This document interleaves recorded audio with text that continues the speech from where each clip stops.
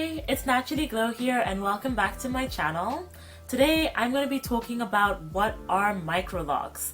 Now a lot of people have been questioning this, some might take it for granted, they already know what it is, but for me, at least since I put in my locks, I still get questions like, what exactly are they? Are they permanent? Do you wash your hair the same if you have microlocks versus your loose natural hair? How do the locks form? How long does it take? So those are things that I plan to just talk about in my video. Now, I say this in all my videos, I'm not a loctician, not a beautician, not a professional hairstylist.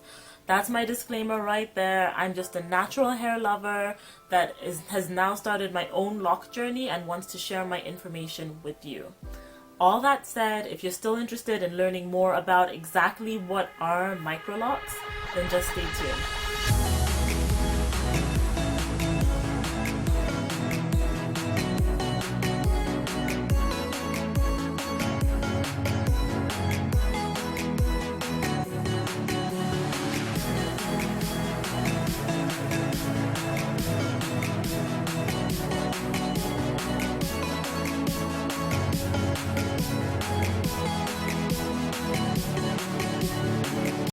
Alright, so the first question that I'm addressing now is going to be, what are they? How do you define microlocks? Well, from the research that I did, it seems that the definition is pretty basic. It's just locks that are smaller than a pencil. So basically, small locks, micro dreadlocks, just locks that are generally smaller or at least a particular size or less. That's what they are. So I feel like a question that usually comes up right after this is, so are Sisterlocks microlocks? If I have microlocks, does that mean I have Sisterlocks? Now there are a lot of videos on YouTube about Sisterlocks versus microlocks specifically. And no, not all microlocks are Sisterlocks, but at least I personally consider Sisterlocks to be a type of microlock, because usually Sisterlocks mean that you have at least a couple hundred locks on your head. They tend to be a particular size that is smaller than the size of a pencil, even though the specific sizes can range. But all that said, Sisterlocks are a type of microlock in that they're smaller, even though they have a specific grid. Only a particular person can install Sisterlocks. If you don't have a certified Sisterlock trainee or consultant put in your locks, then you do not have Sisterlocks. But in terms of microlocks, that you can put in yourself, or a loctician can put it in for you. Okay, so the next question that it makes sense to address is, how do locks form? Well, at the time that either you do your hair or you go to a loctician or whatever, at the time your locks are installed, you now officially have starter locks. It'll take some time before those transition to mature locks. Now, the type of lock that you have can determine how long it takes your locks to mature, in addition to how you maintain them, how you upkeep them, products that you use, and things like that. So how do you get from starter locks to mature locks? Well, basically, the process is that the same way that if your hair was loose and every day you comb it, you see hair on your brush, your hair is shedding, every day you lose some amount of hair.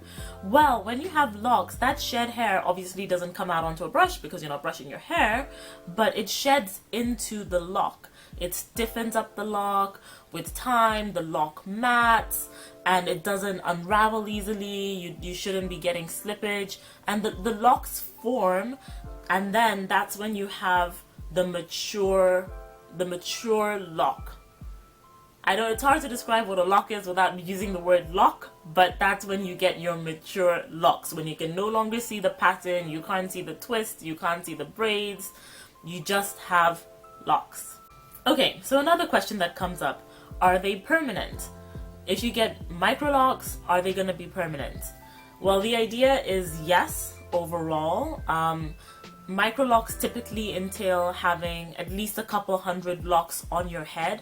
Putting in that kind of thing isn't what you would, put in 1 month and then 2 months later take it out or take it down like braids, and then maybe in future again you put it back in. It's a lot of work, and I think you now know from having heard the answers to the previous questions, the idea is for them to form mature locks. So when you go for this style, depending on what you start with in terms of 2-strand twist or braids, at that point when you have your starter locks, if for whatever reason you don't like it, you will be able to take it out, because all you have to do is untwist the hair or unbraid the hair. So even if it takes some time because of the number of starter locks that you have, it is doable. Now, if you have interlocks, for instance, that's where you're like literally weaving your hair, forming knots sequentially down the length of the hair. Those are much harder to take out. So it would take an incredible amount of time to unlock your hair if that's what you wanted to in that case, in the case where you have interlocks.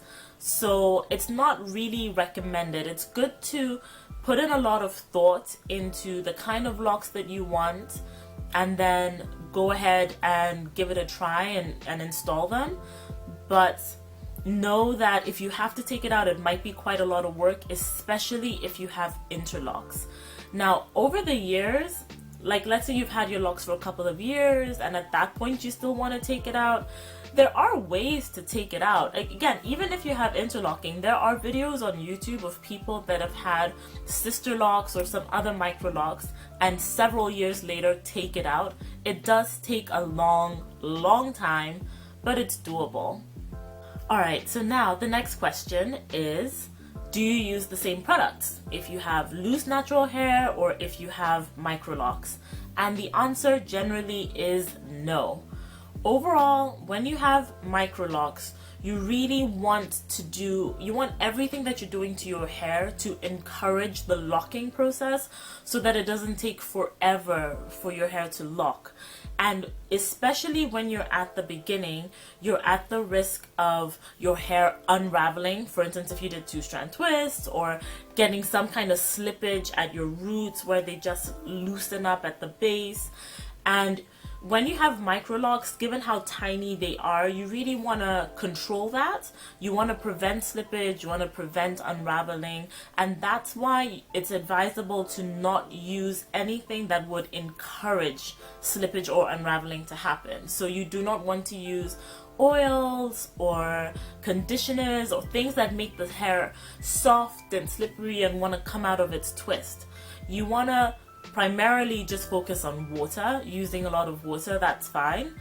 And then in terms of shampoos, you would want a clarifying shampoo, something that does not leave behind a residue in your hair. Now that's very different from when you have your loose natural hair, because with your loose natural hair you want things that's going to make your hair soft. I remember deep conditioning regularly, pre-pooing my hair, putting in leave-in conditioners in my hair. With your loose natural hair you have all those products that you use to encourage your hair to be softer and more manageable as you're working with it, but you do not want that when you have locks. So given that we covered those questions, I guess the last question that might be on your mind is, well, which lock should I get? You've just listed a whole bunch, from braid locks to interlocks to palm rolls to and so many. So I would just say to do research, because as I mentioned before, it can be a big investment, in whether it's time or money to put these in. So you want to have a reasonable expectation of what your hair is going to look like depending on the type that you choose. Now you can talk to a loctician about this to get some advice. You can do research online, but some things to keep in mind should be your lifestyle. How active are you? How often do you need to upkeep your hair? Do you want to be able to wash your hair more frequently or not? You need to keep in touch. You need to keep in mind your budget. Can you afford to be going to a loctician every month or so? Another thing too is, if you're gonna be doing your hair yourself, can you manage having 600 locks on your head if you're gonna be retightening each individual one yourself? Is someone gonna be helping you with it? And another thing as well is, are you the kind of person that has been doing your hair for a long time? and you kind of trust yourself with your hair. Okay, this is me, I'm talking about myself. But like, you know, you trust yourself with your hair, you know your hair really well. How comfortable would you be suddenly not going to someone else to do your own hair for you? So definitely worth doing a research online on that before making the big decision. So I think those are the main top questions that come up in terms of what microlocks are. Hopefully this video has been helpful in answering them. If you like the video, please like, comment, and subscribe to get more from me. Otherwise, for now, I will just leave you with this: to love yourself and remember, you naturally glow.